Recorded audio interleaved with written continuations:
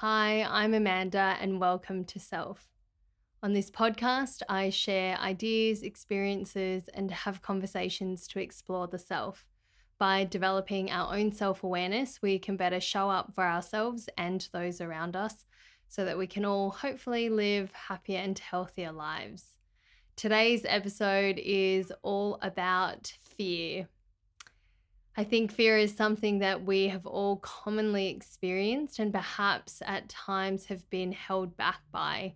So, today we're going to talk about ways to overcome fear so that it doesn't have to be something that stops you from living your fullest life.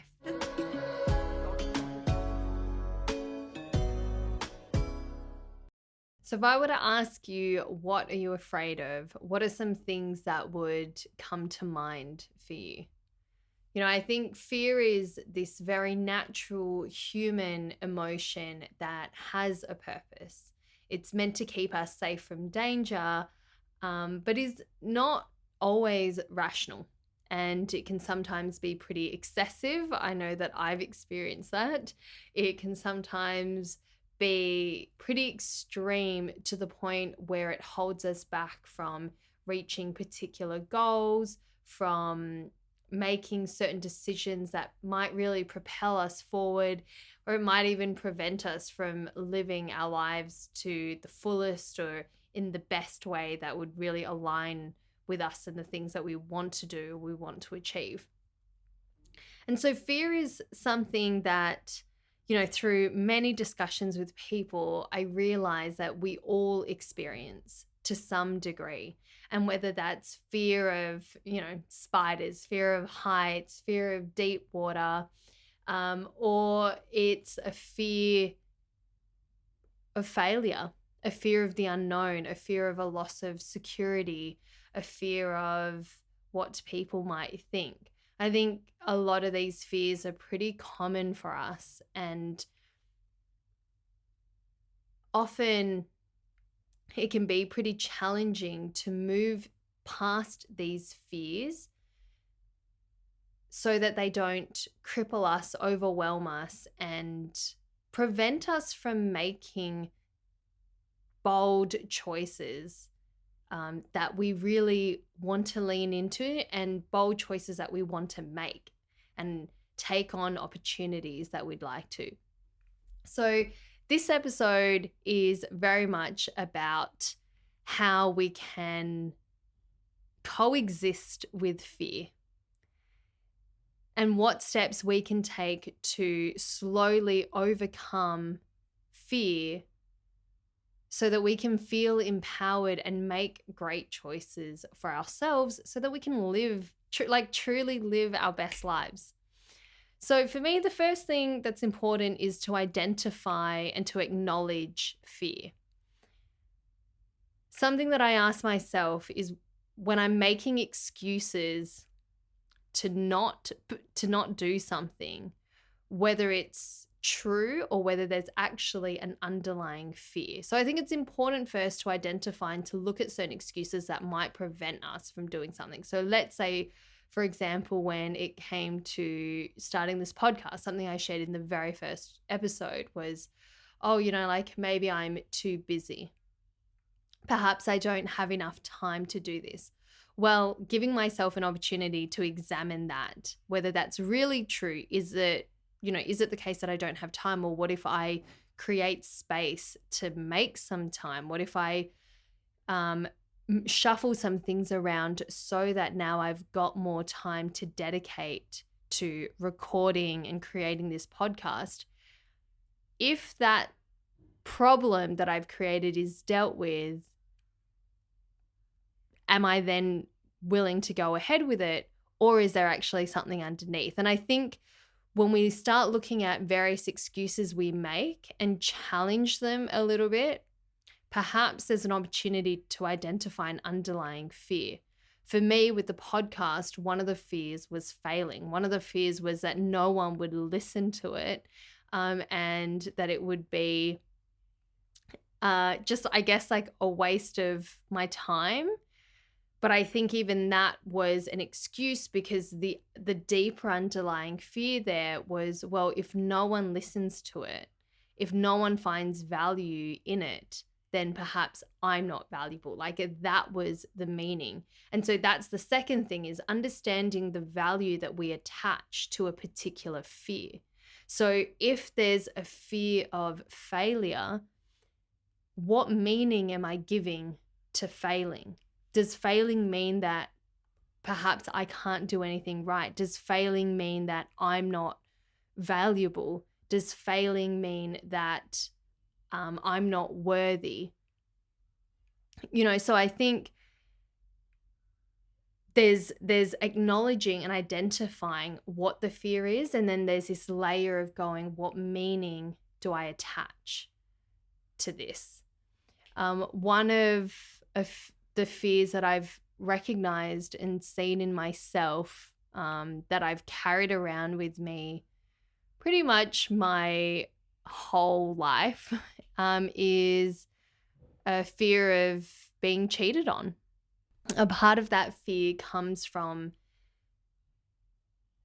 some wounds and some trauma that I've experienced, but the meaning that I've derived from being cheated on is that I equate that action to mean that I'm not good enough. Our fears are often based on some type of negative or irrational belief. It's based on something within a value system, the meaning that we derive. And so, taking that example, recognizing that I have this fear, but then recognizing that I had attached a value to it, that I had said that me being cheated on means that ultimately I'm not good enough to be loved. I'm not good enough for someone to hang around.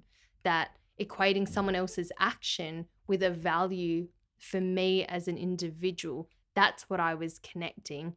But recognizing that gave me an opportunity to then work on something. I think a great thing we can do is challenge our own beliefs within ourselves. We can explore their origin. Where does this belief come from? Where does this value judgment come from? And then just get curious with yourself. So what that can look like is just spending time sitting with the fears, anxieties that come up, and then reflecting on their origin, reflecting on this meaning that we derive and where that comes from, just exploring that within yourself. I don't even necessarily think that you have to come to a full conclusion and flesh it out and have a full answer to everything. I think this journey of getting to know yourself and becoming more aware of yourself and things that go on for you is a long journey ahead. And it's okay that we don't always have the answers, but it's just creating opportunity to explore some of that and to think about it. By doing that, we just create space to then decide what is in fact true. So coming back to, for instance, the podcast and truly being afraid of this failing, I could then ask myself, well, if the meaning I'm taking from failure is that I'm not good enough, then let's talk about what I actually know and what is true. Well, if the podcast fails and no one listens, well, the only thing that's true there is that no one's listened to it.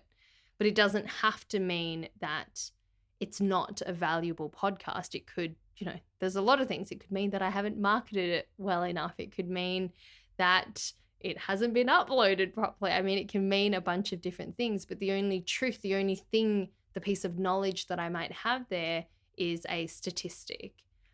The additional meaning that I'm pulling from it is filled with a bunch of other things there. And then going, hold on, is failing a bad thing in itself? Can failure be something that I learn from? Absolutely. So being able to like challenge myself on that has been an important aspect for me in overcoming and taking adequate steps despite the fear that exists there.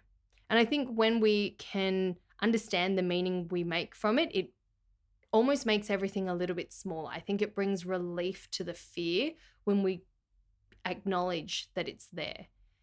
For me, ignoring anything just gives it time and space to build, and it kind of carries this additional momentum and stays in my periphery regardless.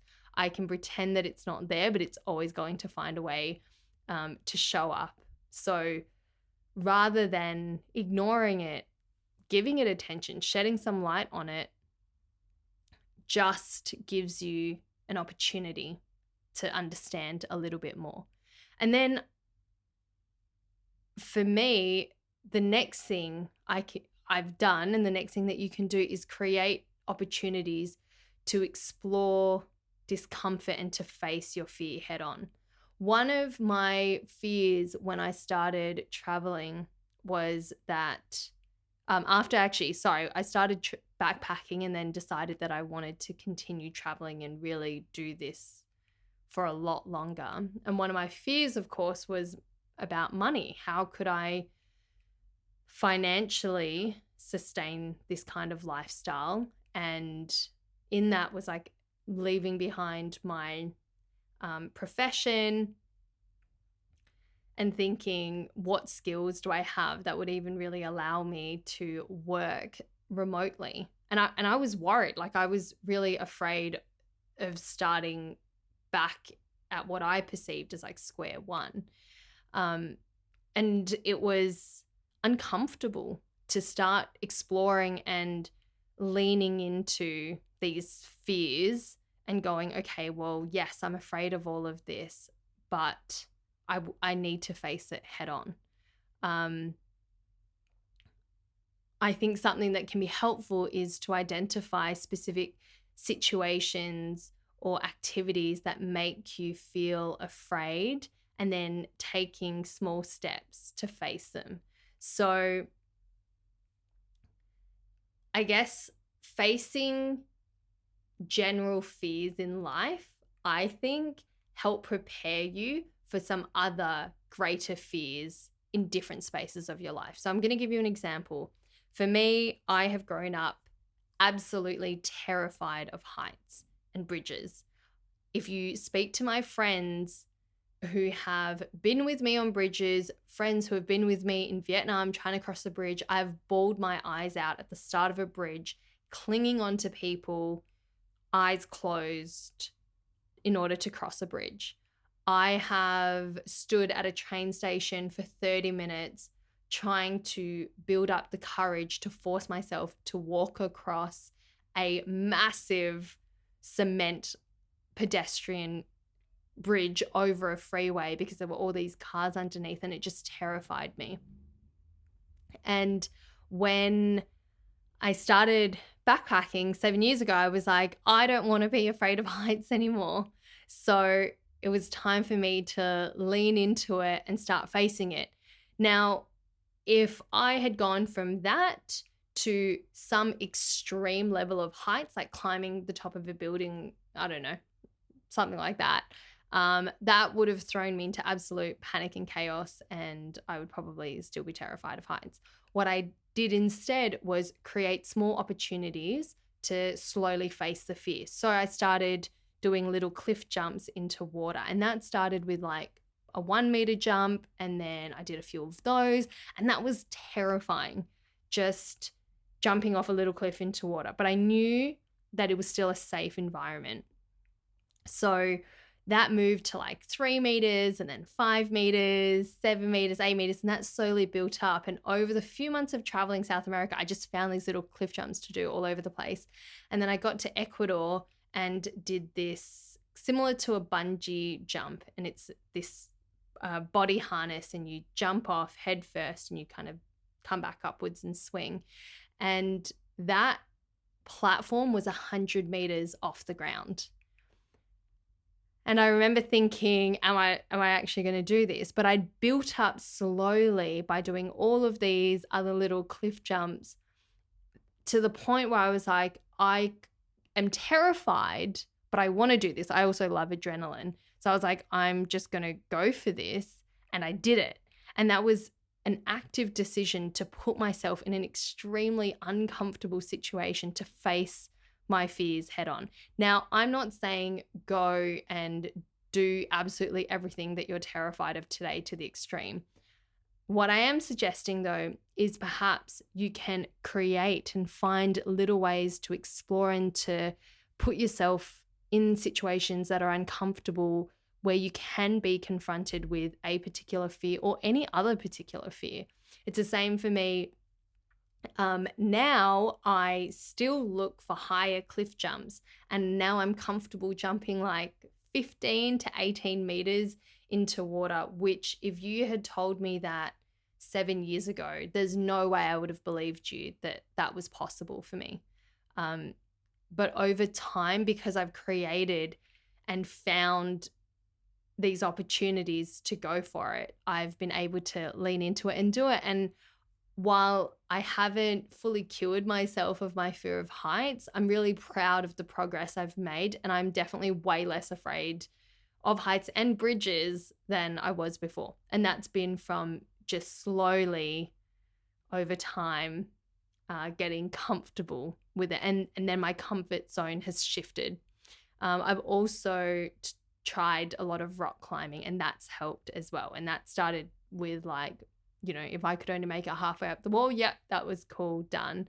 And recently, back at home in Perth, I went climbing and I made it to the top of a few walls that I know previously I've been so terrified of making it up. So that was just such a great thing to acknowledge and to see my progress in that. And leaning into that level of discomfort and facing that kind of fear is very different to being careless or completely reckless. Like, we don't have to put ourselves in completely dangerous situations at all. I think it's about creating something that takes you outside of the comfort zone for sure, but still provides an adequate level of safety where you can trust your surrounding environment, trusting yourself. In terms of something like starting a new business, like that can be absolutely terrifying. You don't have to go straight for that and invest all of your life savings. And I mean, you can go for it if that's what you want to do. But if you find yourself being someone who tends to be pretty crippled by fear, then just introducing opportunities for yourself slowly might be a great way to start before you can get to that point and really dive into that and feel confident in it. I think fear of failure is the most common thing that people experience. And embracing that, accepting that failure is a natural part of life and recognizing value in it has been something that's given me so much power, I think, over the decisions that I've been able to make. So if we can accept that life is sometimes painful, and that is a profound teacher, if we can accept that it is painful to fail sometimes, and that's okay, that despite that, it can be something extremely valuable. It can be a great learning opportunity for us, and that failure is just a natural and necessary part of life. Something that I've learned is that a past experience can sometimes cause an overwhelming fear about something in the future. And while that's the case, it doesn't have to be in control of a future outcome. Acknowledging that fear, understanding what value we might have attached to it, creating, opportunities of discomfort to face the fear helps us to then accept that fear is natural, that failure is natural, but it doesn't have to be something that completely cripples us and jumps into the driver's seat to control a future outcome. Just because something didn't work out in the past doesn't mean that something else can't work in the future. So understanding and acknowledging, particularly when it comes to a fear of failure, that it's such a normal part of being, is helpful, I believe, in being able to overcome the fear, being able to lean into it and to coexist with it. Finally, for me, practicing self-compassion is extremely important in being able to overcome fear. What I've seen through teaching freediving is that people get pretty uncomfortable quickly because holding your breath is not really a natural thing to do. It feels counterintuitive. And so when people are confronted with that discomfort in the moment, they like go over their breath hold and then they realize like, oh, I totally could have gone longer or whatever. And people get like pretty agitated and frustrated with themselves. And I think in the same way, when we find ourselves afraid of things and then perhaps lose opportunities, or we find ourselves crippled by fear and we can't make a decision, or we've acted in a way out of fear that we might not be so proud of, it's important to practice compassion and kindness towards yourself. It's again all a learning opportunity. It's an opportunity for us to build awareness about ourselves more and to understand ourselves better so that we can use that information to make decisions that help us align with who we are in the future. I think that fear, being so natural and normal to us as individuals, can sometimes feel like no one else is afraid of anything. I've had a lot of people say to me, oh, like, you're so fearless. And I'm like, no, I am riddled with fear. People will sometimes look at the things that I do that are connected with bravery, like freediving or other extreme sports. And because I've been able to lean into fear and do things anyway, it is seen as if the fear doesn't exist. But the reality is fear exists in all of us. And when we can recognize that in people, recognize that in ourselves and go, hey, it's totally okay to be afraid, we can be kinder to ourselves when we have those moments where fear may have taken over.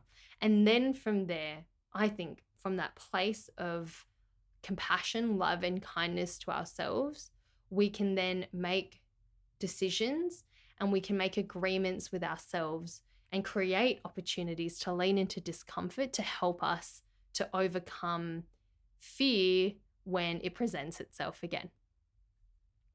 So that's it on fear for today. I would love to hear from you. If there have been opportunities that you have perhaps missed out on because you've been afraid, or if there's a decision that you're making now that you feel really fearful about, I would love to hear about it. And let me know if this has been helpful in part of your decision-making process, or if it's been helpful for you to lean into any other fears that you have. As always, I am so grateful for you for listening. If you would like to buy me a tea or a coffee, then you can contribute to my Patreon. The link is in the show notes.